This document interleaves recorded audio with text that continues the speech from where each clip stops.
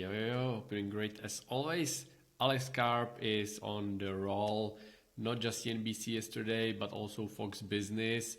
So let's give it a watch together, and I will give you my opinion that you haven't asked for, but I will give it to you anyway. The chair right now. He was the first major executive of a Western company to go to Kyiv and meet with Zelensky after the Russian invasion. He joins us live now from Palantir's Software Government Conference Summit in D.C. Alex, thank you for coming. It's a delight to be here, as always. Thank you. I have to right off the bat, what do you make of not just Senator Rand Paul, but many others in Congress digging in their heels over funding for Ukraine? You know, this looks like a real stalemate, and we've got 8 days before the government loses funding. Well, look, we live in a country where we have First Amendment rights. I'm kind of a First Amendment rights zealot. I think everyone should express their opinion. My opinion is that you create peace through technological superiority. We have to show the rest of the world, especially our adversaries, but also our allies, that we can deliver the most important and powerful weapon systems to allies and project power into regions that are dangerous. And, obviously, look, I've spent 20 years with people disagreeing with me on supporting the DoD in Silicon Valley, where it's not popular. And, of course, there are some people who think that you will make the world safer through not confronting our adversaries. And it's a legitimate position. I disagree with it. On the battlefield, just so people understand what Palantir is able to do there, you've been key in the target coordination cycle, so to speak. You help the Ukrainians find and track the target, whether that's a Russian tank column or a weapons depot, and then the decision to act is made by humans on the ground. In days gone by, that cycle took hours. With Palantir's engagement, it takes, like 2 to 4 minutes. A lot of GOP members are China hawks. What's the likelihood that the success Ukraine has had using Palantir technology might have a chilling effect on China as it mulls positions on how to deal with Taiwan? I mean, as a deterrence, you guys could be that. Well, obviously we have a massive presence in the U.S. government. Yeah, and that's a great point, right? Because, of course, if we go back to, obviously, like the after the Second World War, where there was this basically kind of like a nuclear stalemate, right? Kind of the mutually assured destruction doctrine, which basically, really made, in a sense, sure that there is no major war since, the World War II, right? Obviously, there are these smaller local wars, and they are definitely nasty.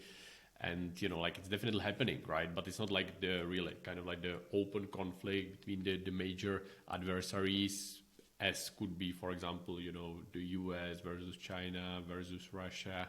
So you really kind of want to be in that place where these two are, okay, they are strong, but they are equally strong, right? Or you are on top and you become that benevolent leader, right? That's basically, letting everyone in their own space, you do you, we do us.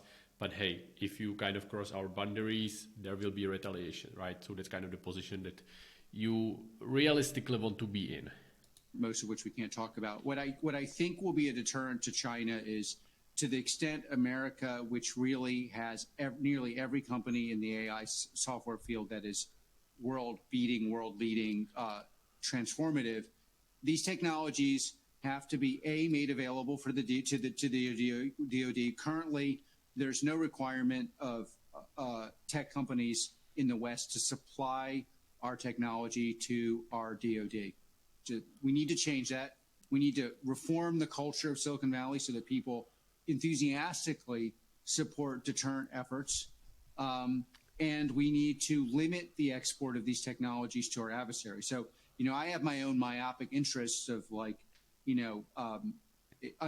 supporting our nearly bombastic growth in U.S. commercial. But what I care about as a citizen is we are in most industrial revolutions, people participate relatively evenly according to GDP.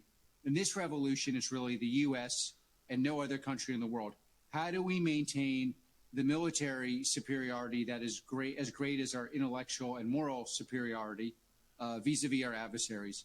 And we do that by limiting exports, forcing all tech companies to sell any product they develop to the DoD, and by all of us engaging in helping our Defense Department, both intellectually, philosophically, and of course, with our technologies that can and should be used as weapons of war to scare the bejeebers out of our adversaries. Well, that would be Russia too. And you at Palantir absolutely do not do business with Russia or China. But what is the danger of not supporting Ukraine in its fight against Russia, whether it's with your battlefield technology or something else? Well, I mean, look, the obviously, I believe that any sign of weakness will beget violence, danger, both more danger in Europe and more danger all across the globe. So, we believe this at Palantir. It's not just that we sell to the DoD. It's not just that our products are crucial to national security across the Western world. We are a belief-driven organization. So it's not surprising that I believe that. It's also not surprising that European countries, one of the things that is not well known, but the European countries that border Russia, they believe this. So typically people who are in a dangerous border or perceive the danger have clear minds on this. But, we are a diverse country politically, and we have to bring the argument to our peers that we believe, that if we don't maintain a superiority in our military technology context, we will all suffer. Well, you guys have harnessed AI to remove some of the friction on the battlefield, and it's been really game-changing. Of course, last week, Senator Chuck Schumer invited top tech leaders, you included, to the Senate, and there was a behind-closed-doors conversation about sort of guardrails or ring fencing as far as regulation is concerned of AI. And this isn't necessarily with the battlefield, but perhaps in the enterprise world or social media, et cetera. There were no independent scientists, as we understand it, in the room. And there were some complaints that that's almost like letting the fox guard the hen house. You guys are capitalists, and that's understandable. You're in it to make money. And we've seen in the past where there was digging in heels with the social media guys, Zuckerberg, obviously Elon Musk, and, everybody else in there. They did not want to see regulation. So what is the answer to that? Don't you think that there should be some independent voices? Well, of course, no one believes you when you're making money that you'll argue against your pocketbook. Let me argue against my pocketbook. I think we do need regulation. We need regulation to prevent the risk to our civilization should AI become uncontrollable. We need some form of regulation to make sure that governance ensures the privacy of our data, for example, in healthcare context, that reduces abuses and include discrimination. It is true that I have. And actually, let me a little bit interject here, because this is a little bit funny and, maybe a little bit misleading. Because, now that I hear starting, Alex, he's obviously not really talking against his own pocketbook, right? Because, the regulation always makes it more advantageous for the companies that are already, established, big, because they can go around these regulations, laws, and everything. Especially Palantir, because they really made the whole framework for all of the, obviously they have such a long track record with obviously the government side of the business, the Palantir Godham platform.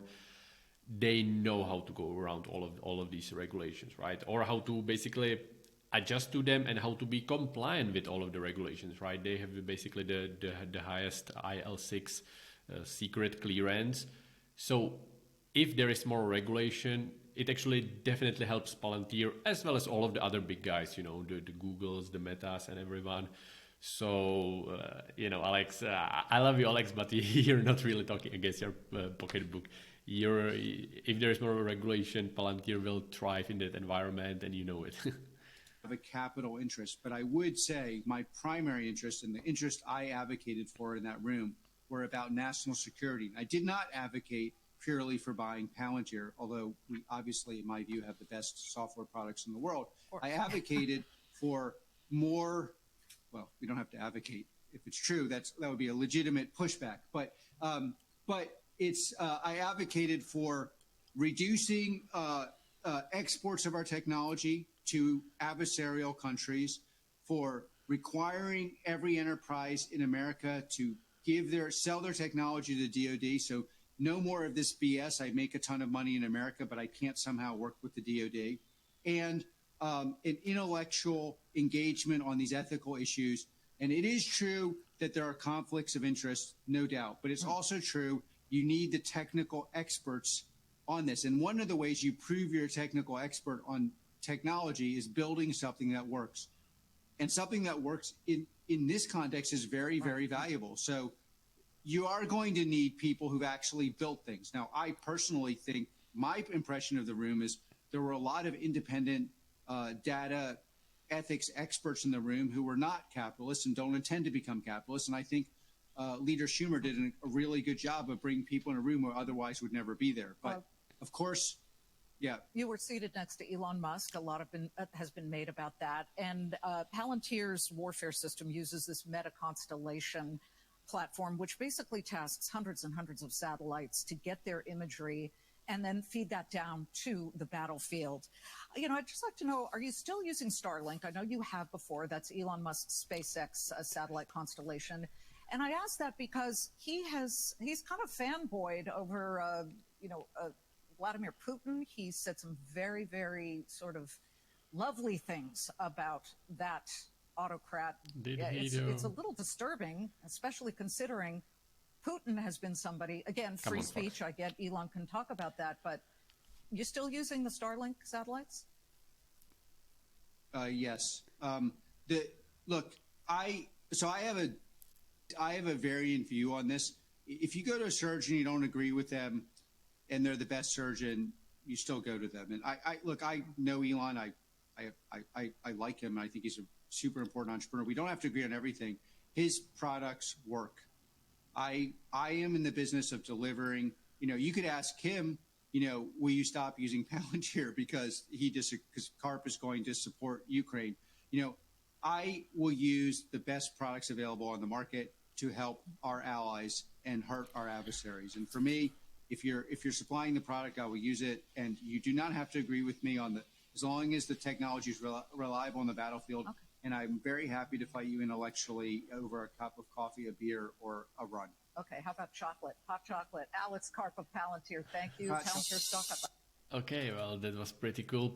And I mean, that last segment, damn chills. I mean, I really like listening to Alex Karp for one simple reason, right? Like, he's such a pragmatic guy,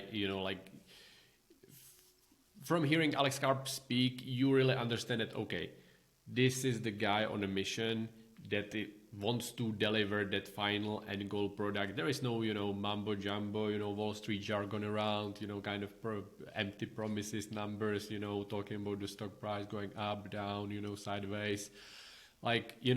Focus on the product, focus on delivering. That's how really businesses create value for the long term, create resilient, sustainable value, over the long period of time. So, I mean, as a shareholder, you definitely need to listen to all of these, interview, stay in touch with your companies, especially if it's a bigger position. So yeah, that was Alex Karp on Fox. Thanks for being with me. Much appreciated. Much nicer to, watch it with someone, not just me alone. Okay, talk soon.